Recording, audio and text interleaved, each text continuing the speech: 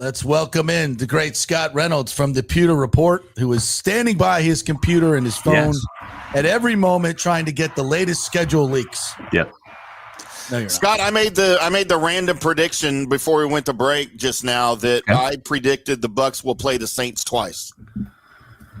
I could see that. I could see that happening. I'm going to go out there. I'm going to say the Panthers twice and the Falcons twice also. Wow. I know. I did see a nice graphic here. Yeah. I did see a nice graphic of week one that had Bucs at Panthers week one. Yeah. I did see that. I don't know the validity of that. I've also heard Bucs at Falcons week one. Yeah. I've heard that from a couple people. Nothing official, but that would be an interesting start with a division game. Well, here's the thing. If you look at the Rays schedule, right, and this is important because they're sharing a parking lot now. That's right. That's right. So the Rays actually play on the Sunday of the first and third week of the season. Day games, yeah. Day games. So you could pretty much suggest that the Buccaneers will be on the road to start the season and then also in week 3. Yeah. Right. And I kind of like starting on the road, to be honest with you, because certainly for the fans, man. Well, I think it's good because, once you get into the season and then you got to travel 1 week, then, you only got 7 days or, 6 days to get ready. Yeah. Whereas, if you're traveling week 1, you got 6 weeks to get ready to travel. That's right. Yeah. So it's sweater weather in September anyways in Tampa. Yeah. not that you're putting on a sweater, but you're a sweater fella. You're going to be a sweater. Yeah. The more games we don't have in September and October, the better it is. I know they balance them out, but I'm telling you, that week, was it week 4 against the Eagles? Oh, right. That game, and I've talked to a lot of Buccaneer fans. They said that was, first of all, it was the hottest game last year for sure. It just was. And I remember walking down to the locker room. Yeah. And I want to say it was Darius Slay. And he had stripped down to basically just his pants, right? The shirt was off, cleats were off, socks were off. He was in a plastic kiddie pool. Kiddie pool, yeah. Were you there to see that too? Oh, yeah. Well, I walked by it probably about 2 minutes after you, and he was joined by 6 of his teammates because it was full. Yes. The pool was full. He had an IV. There was a paramedic. Yeah. And this kiddie pool was like filled with ice, ice water. So it was basically like a quick assembled ice tub. Yeah. It was full. He was struggling. Overflowing. Yeah. He was not doing well. And he had the IV in him. The paramedic was there. So it was a hot day. It's hard to get Buccaneer players to admit their weakness, right? These are proud young men playing football.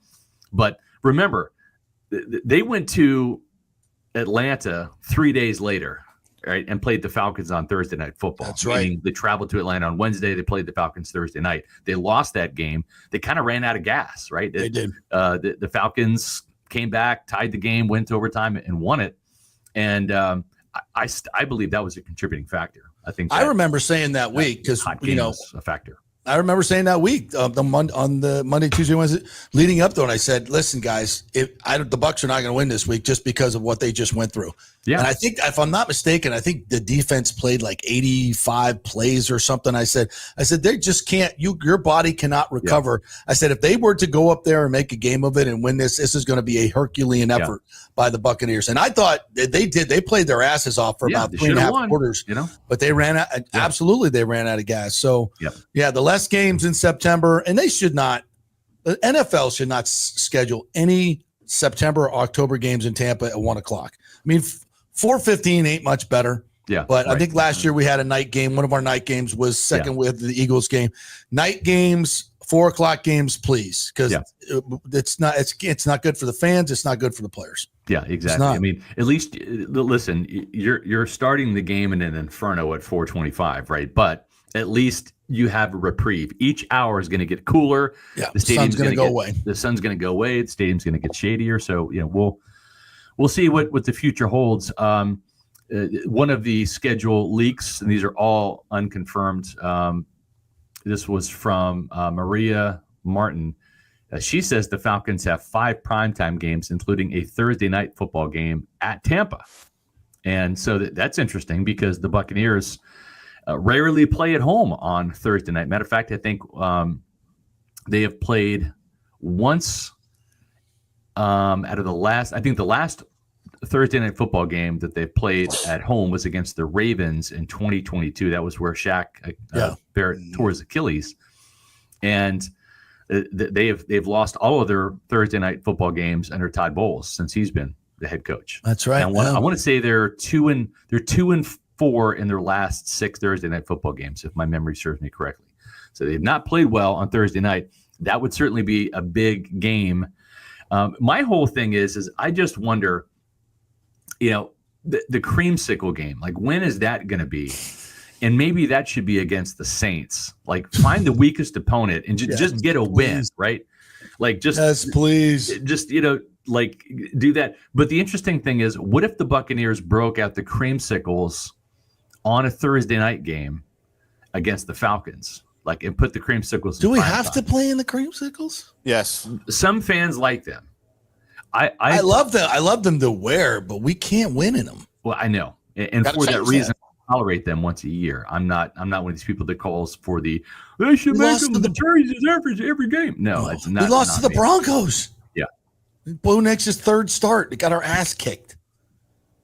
Well, no, they didn't play against the Broncos last year. I thought that was the game. The creamsicle game was against the Falcons. The Falcons, yeah. Even worse loss. Yeah. Yeah, it was.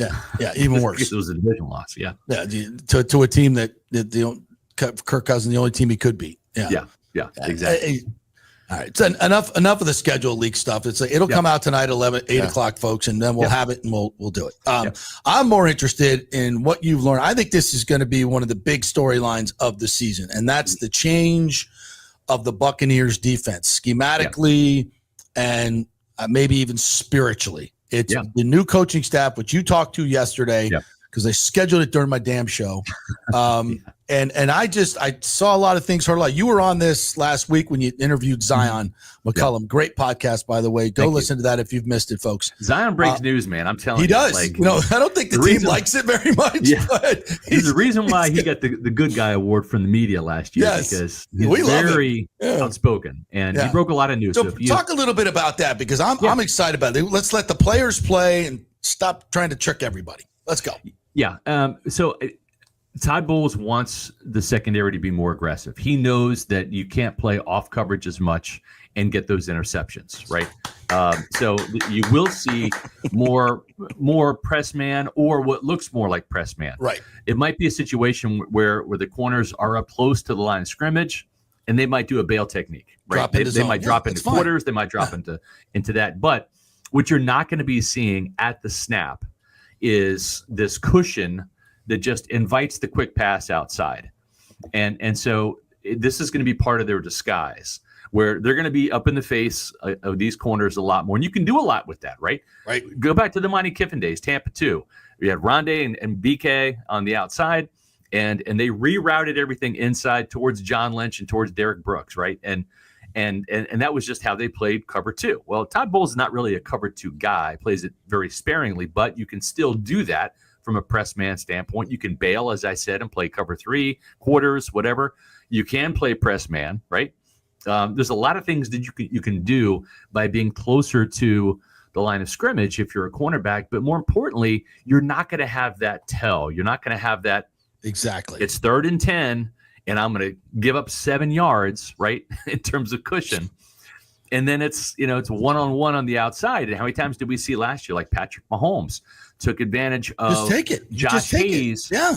And he made DeAndre Hopkins look like his old self, and he just kept schooling Hayes over and over again with those easy completions. So I think that's a big focus. The other thing too is, and Zion even said this, they're communicating more together. In other words, the cornerbacks and safeties are spending more meeting time in the same room. And I love that. And it's funny because, you had a couple of these older coaches, Kevin Ross, the cornerbacks coach, and Nick Rapone, who was Todd Bowles' safeties coach back when Bowles was a safety at Temple. Okay. So I think Nick Rapone's in his 70s, Todd Bowles in his 60s. Okay. And so these are some older gentlemen. And listen, I'm not disparaging them. They have forgotten more football than I'll ever learn. Okay. That's right. But sometimes, it's hard to teach an old dog new tricks. And the new dogs are more apt to learning new tricks and communicating with younger players. The funny thing is when we brought this up to both of those guys, both those coaches yesterday, they kind of grizzled at it a little bit. Like, I think even Nick Rapone said, well, we won a Super Bowl, meeting separately. So, okay, that's fine. That was a different team, man. That was 2020. Sean Murphy-Bunting is gone. Jordan Whitehead is gone. Carlton Davis is gone. Zion McCollum wasn't here. Tyke Smith wasn't here. You know what I'm saying? It's like Winfield and Jamel Dean are the only two guys left from that Super Bowl secondary. So what worked for one group might not work for the other. You hear all of this miscommunication stuff from Todd Bowles. Yeah, some of it's lip service to cover his guys' asses. I got that. Some of it's legit, man. Yeah. Some of it is. Some of it is miscommunication. So when there's a broken coverage, by definition, there's miscommunication. There's no doubt, right? Whether it was in where it happened in the meeting room or on the field, somebody they weren't on the same page, and that's a problem. Exactly. And so why not bring them all together? And I go back to it. I'm an old school guy. This is year 30 for me, right? So I'm an old school guy. When Mike Tomlin got here in 2001, this team the next year in 2002 had 31 interceptions. Let me say it a little bit louder. 31 interceptions. That's impossible. 31 interceptions. And guys, don't even think about the 5 picks in the Super Bowl. Right. Okay. Or the picks against the 49ers and the Eagles in the run-up. No. That was 31 in the regular season. Okay. Now Derek Brooks had a handful. Sheldon Quarles had one. Right. But it was mostly the secondary. Right. And what was Mike Tomlin's title back then? Defensive backs coach. Yeah. He coached John Lynch. He coached Brian Kelly. He coached Dexter Jackson. He coached Rondé Barber. Yeah. And he had this other guy with him, Raheem Morris, in the room, who was his assistant, right? Yeah. Between those two guys, but when do we break everything off into like every player has to have his own coach now? It's like, and they're in different meeting rooms. Like, sometimes it's get them all together. Yeah, I agree. It is. And you have to play as a team. You should be meeting as a team. I have been called a Todd Bowles hater by some. I've been called a Todd Bowles apologist by others. That tells me I'm doing my job. Yep. And I say this unabashedly. I love everything Todd Bowles has said and done this offseason. Give this man some credit. He is in his, early 60s, 60, 61. He is not an old dog that doesn't learn new tricks. He has got a game management coach. He has rearranged his coaching staff, brought back Mike Caldwell, who was on the Super Bowl staff as the inside linebackers coach, moved Larry Foote, where he coached outside linebackers, some guys you might have heard of, JPP and Shaq Barrett. They helped win a Super Bowl. He's back coaching the pass rushers. He moved George Edwards off of positions and kind of in this overseer strategy type role, which I think he's better suited for. And now at Todd Bowles' request, directive, he says, we're going to have everybody meet together in the secondary. Right. And again, amen, hallelujah. Thank you, Todd Bowles, because again, another thing Todd Bowles has done right this offseason. And I just give this guy a lot of credit. Who knows if it's all going to work or not, right? Who knows if their Bucs are going to get better, stay the same, even get worse? Who knows? But I applaud him for looking at what happened with the early exit last year in a playoff game they should have won. Yep. And he said, what I'm doing right now isn't good enough. It's good. Won another division title, won one more game in the regular season, finish strong at the end of the year, but it's not good enough. And I appreciate the willingness to try to get better and to change, right? Because the definition of insanity is doing the same thing over and over again, hoping for a different outcome. Tim, you want to get in here? Yeah, Scott, Bucs minicamp, obviously the rookie minicamp just ended. And I've heard different things, and seen different things in different media outlets about players that stood out. Yeah. Do you have a one takeaway from Bucs rookie minicamp over the weekend? Yeah, Jacob Parrish, the K-State kid, had 2 pick sixes and just really picked things up pretty quickly. I think he's going to be the nickel. And he's still going to get some looks at the outside. And I think he might be like that Sean Murphy-Bunting, where he's got enough size and enough ability and certainly enough speed to play outside, but probably better inside. And I even asked Kevin Ross yesterday, is Benjamin Morrison going to have that flexibility too to cross-train? He said, no, he's pretty much going to be an outside guy. So one of the things that we learned was this is probably Jamel Dean's job to lose. But again, given the track record, it's probably only a matter of time before an injury strikes. And then when it does, it's Benjamin Morrison. Unless Benjamin Morrison just blows the doors off the barn in training camp and the preseason and just lights it up, and he just is. And I think that's possible. It could be. It could be. But position coaches like experienced players over younger guys that don't have the experience. That's just every coach will tell you that. But to your point, I think both of the rookie corners showed me something. Benjamin Morrison, in fact, he was out there doing individual drills when it was kind of expected he wasn't going to participate. It was a good sign. Yeah. He did everything except for he did the back pedal, really good, plant, everything. Yeah. The only thing he didn't do was team drills. He just has to get in better shape. So those are two takeaways from the cornerback room. David Walker, you can ask any member of the Bucs brass, which includes coaches and scouts, and if you say who is the best player on the field at Bucs rookie minicamp, that's the unanimous answer. He wowed everybody, and including the Peter Report staff. This guy is going to be better than advertised. And I finally kind of pried it out of one of my sources' mouths. I'm like, okay, so obviously he didn't have a 4th round grade on this guy. He's like, I can't even tell you how high of a grade we have on this guy. It would blow your mind. So I said, okay. So, I mean, the fact that you've got David Walker now, who I think is going to push Chris Braswell for that outside linebacker 3 role behind Yaya Diaby and Hassan Reddick. And, Todd Bowles likes to do the hockey line shifts, right? So if you have Hassan Reddick and Yaya Diaby out there as starters, and now your second line comes in and it's Chris Braswell, an improved Chris Braswell. Yeah. And a very young, promising Shaq Barrett type of pass rusher in David Walker. Look out. Okay. There's not going to be much drop-off in terms of pass rush production. And they're fresh. They're fresh. Yeah. When when the offense or the defense gets or the offense is out there a while, you can bring back your starters. The offense goes 3 and out, and it's on the time clock. 3 or 4 minutes. Get those guys out there and get them fresh, because those offensive tackles they haven't stopped breathing hard yet, and they're right back out there as well. So when Yaya wasn't on the field, and sometimes he wasn't on the field on 3rd downs because he played 5 plays in a row. He was out there for the first 3rd down, didn't get up the field. Now he's out there on the second 3rd down because he needs a break, right? But when he was off the field, there just wasn't a pass rush. Joe Trine-Shawinka, Anthony Nelson, it just when they rushed 4, it was just brutal. Yeah, absolutely brutal.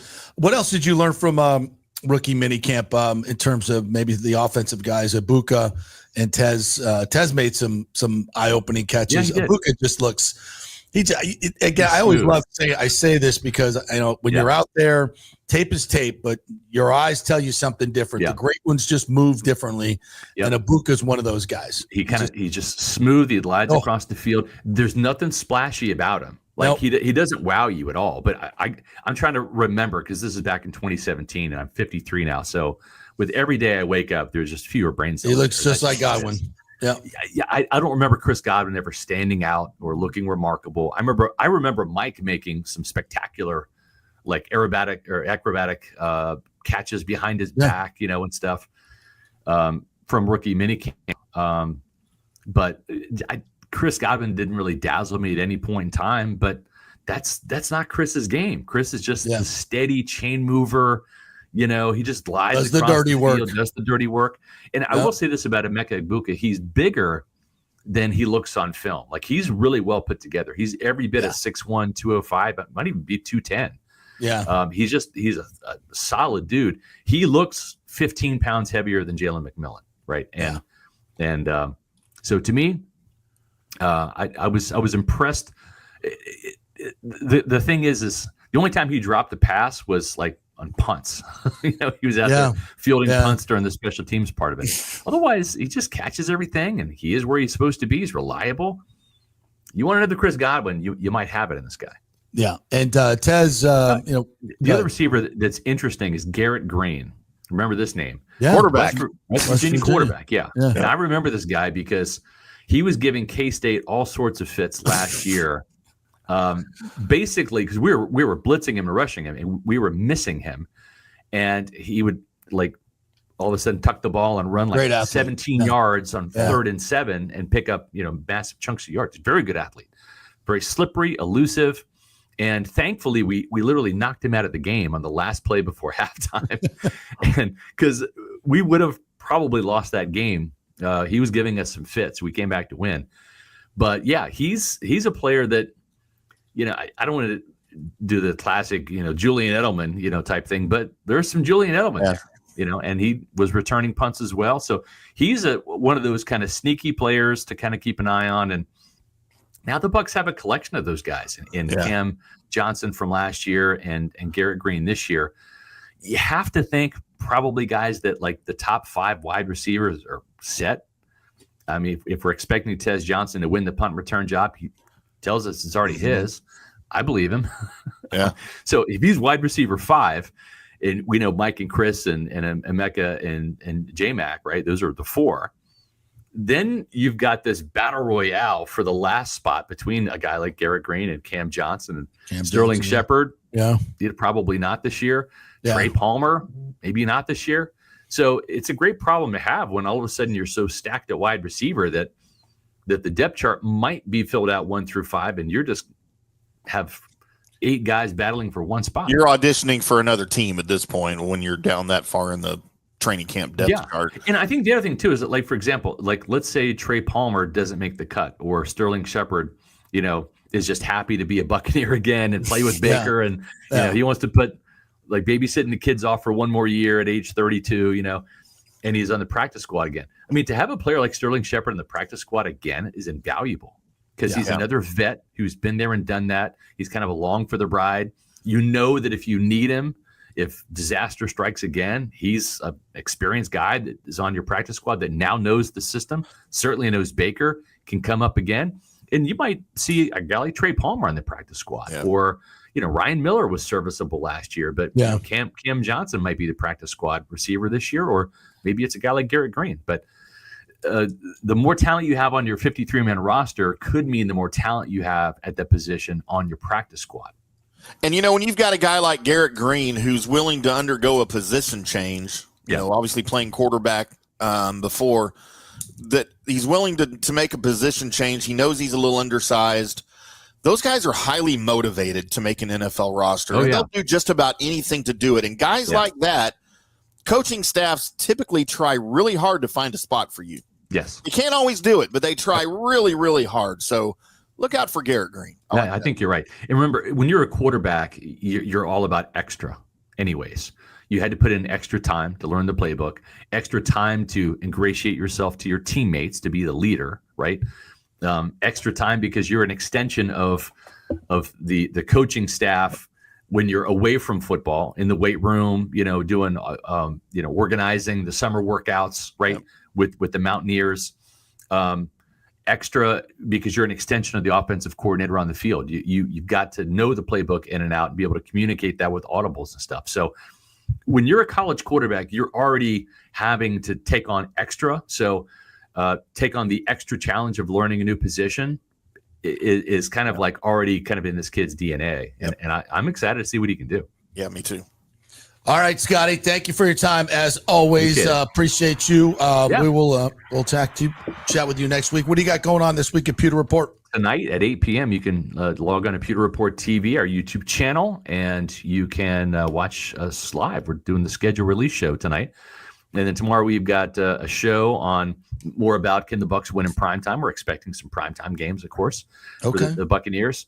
So we got a couple of those things on deck. We've had a couple of recent guests. If you have the time and the inclination, go back and watch our podcast with Elijah Roberts, the new SMU defensive lineman, Zion McCollum, Yaya Diaby. We just had on Mike Beal, the vice president of player personnel as well. So a lot of Buccaneer personnel. We're going to have Jason Light on in 2 weeks as well on Wednesday, May 28th. Yeah, 2 days after. I was his Memorial bitch Day. last night. Huh? I was his bitch last night. He's like, hey, I'm standing over by the bar. He's like, give me a beer. Come on. Yeah. I'm like, you want 1 or 6? Been there, done that. Yeah. So just when you said that, it exactly you're talking about. Give me a beer. Yeah. Hey. Yes, sir. But he says it like in such an endearing way. Of course he does. Hey, brother. Hey, brother. Can Could you grab me a beer real quick? Yeah, Coors Light. I mean, did you want something stronger? Yeah. Hey, Scott, I do have a follow-up question real quick. Let's do it. Oh, you got to go. And I've been meaning to ask you this since literally day one of the first day I was on these airwaves with JP when you came on the show. And you have that beautiful Pewter Report jersey hanging up over your left shoulder. It's not beautiful. I'm getting a new one that says good, because I hate that jersey, by the way. I hate those digital clock numbers. They're but terrible. Had it started a few years earlier, would this thing have been called creamsiclereport.com? It did start earlier, actually. Maybe we might have had like an endorsement deal with like Good Humor. Good humor in the creamsicle bars too. So he used to print that thing, right? God, There used to be a printed edition of this thing. Took years off my life, man. We've had a couple of fans this year saying, "Are you going to do like a commemorative throwback for 50 years of the Buccaneers with your 30th year covering the team?" And I'm like, Nope. We're in a digital age, my friend. I'm doing podcasts now. Because maybe I can hit record and stop, and I just talk, and I'm done. I don't have to do a coffee table book. There you go. He's like, no. You could do a book signing at Barnes and Noble. I did 15 years of print publications. Some of those years, I was doing everything from layout to ad design to picture placement to all of the writing. So no, I'm 53, but in Pewter Report years, I'm actually 73. Nice. This is actually my 50th year covering the Bucs years. Not 30, it's 50. All right, partner. Thank you for your time, as always. We'll see you soon. Yes, thank you. There you go. All right, we have some breaking news regarding the Tampa Bay Lightning. John Cooper. No. Oh, okay. It involves Sean Cooper. Okay. So we will give you that after the break. We are brought to you by Scott's over there complaining because he's not on. He wants to hear the news. I'll send it to you in the email. I see him back there. He's over there gesturing wildly, like, "Let me back in." Hold on, wait. Let me back in. Put him up. Put him back up. Just don't put his mic on. Just let him just wave his arms and stuff. We have breaking news with the Tampa Bay Lightning.